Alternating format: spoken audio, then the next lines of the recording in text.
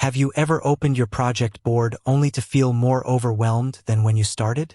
You see a wall of tasks, dozens of deadlines, and a sea of white cards, but you have no idea what actually needs your attention right now. That feeling of where do I even start is exactly why most productivity systems fail. We're great at capturing information, but we're often terrible at categorizing it in a way that helps us make decisions. For years, I used Trello as a glorified digital junk drawer until I figured out how to use labels properly. Labels aren't just for adding a splash of color to your board. When used strategically, they act as a navigation system for your brain. Here is the exact framework I use to stay organized. The priority tier. First, I use a high-contrast traffic light system for urgency. Red is for critical tasks that must happen today.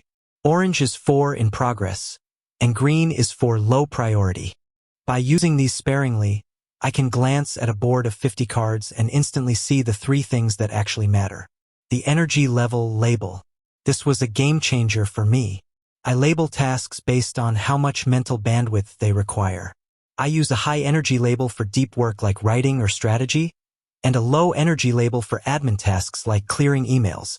This way, if it's 4 p.m. and I'm hitting a slump, I don't try to force a high energy task. I simply filter for my low energy labels and keep the momentum going. Categorization by type.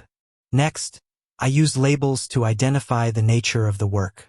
Is this a meeting, a research task, or a content piece? This helps me batch my work. If I see 4 cards with the blue research label across different lists, I can group them together and finish them all in one focus session rather than switching contexts all day. The waiting on tag. We've all had projects stall because we're waiting for a reply or an approval. I use a specific gray label for blocked or waiting. This keeps these cards out of my active mental space while ensuring they don't get lost in the shuffle. The secret to making this work is consistency. If you have too many labels, you won't use them. If you have too few, they won't provide enough detail.